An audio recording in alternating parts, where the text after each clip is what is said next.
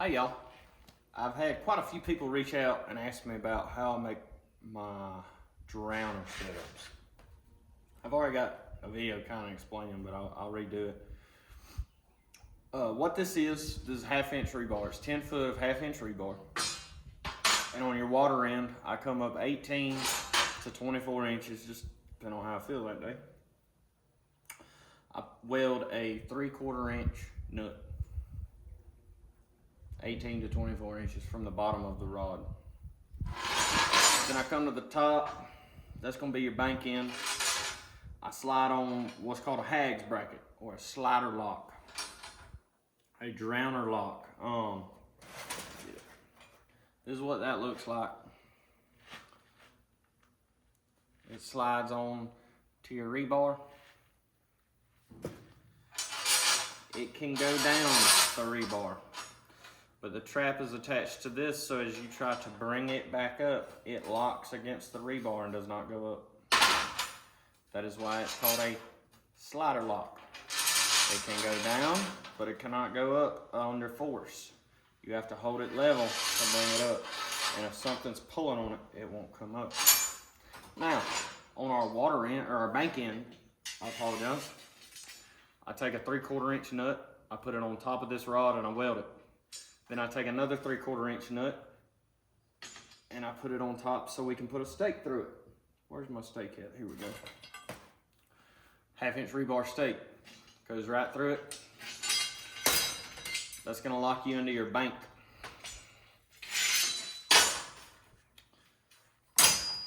That's my drowning rod setup. Super simple, nothing crazy. It does require welding.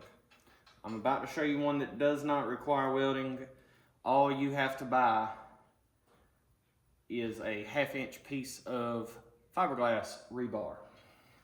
Now, disclaimer, just like with anything fiberglass, it will get in your hands. Wear gloves. This is a 1/2 inch piece of fiberglass rebar, much lighter. I'm not a fan. I bought it to try out. I don't like little things in my hands. I'm not a big glove wearer, so I'm gonna stick with my 1/2 inch steel rebar. Also, I can bend it back if it gets hit. This just shatters. But I'll show you. This is gonna be your water end. 14 gauge wire. Wrap it around it, do some bunny ears, loop it, wrap it around it. Make it to where this Hags bracket does not come off.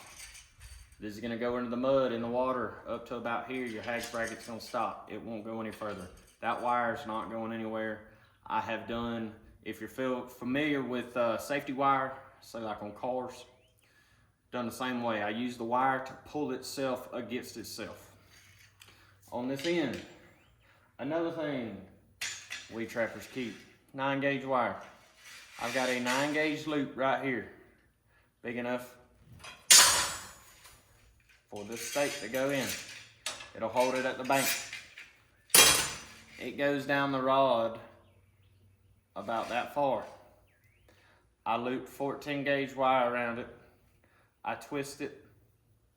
I loop the other way. This on down further on the rod. Then I loop this 9 gauge wire that's down here back up and twist that 14 gauge around it. It's locked in on this rod. It's not coming off. It's not going anywhere.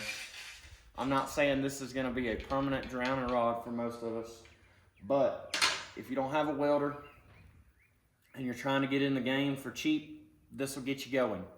If you're in the middle of the woods and all you've got is fiberglass rods, this will get you going as long as you've got Hags brackets. We've always got wire.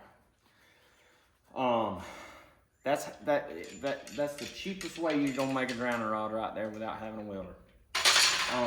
You can use a different type of slider lock if you want.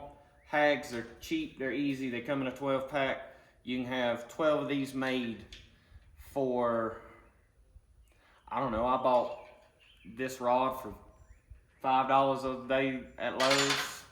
So you can have $60 in rods. You probably have $100 total, if that, in 12 drowning rods if you do it this way. Now, it's gonna require a lot more maintenance. they're not gonna last as long. But again, if you're trying to get in the game for cheap, trying to drown some beavers and catch some stuff, this will get you going. I'm gonna try to continue to do some videos on cheap stuff that I do that gets me through the day. Also, let me show y'all how the trap attaches. I forgot that. All I have on this rod is a hags bracket. On your trap, you got your trap. You're gonna have your base plate and a D-ring, or however they set it up. Swivel, 8 to 10 inches of chain. I believe this is either number 2 or number 3 chain.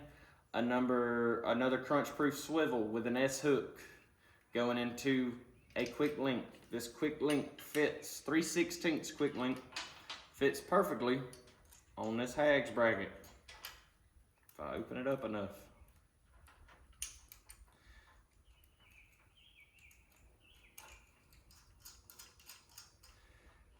So, get you a $14, $15 Duke number 4, and you'll be in business for real cheap on a drowning setup. And that's it, guys. That's your drowning rod setup. Very simple. It doesn't have to be expensive. It doesn't have to be, you know, super unique.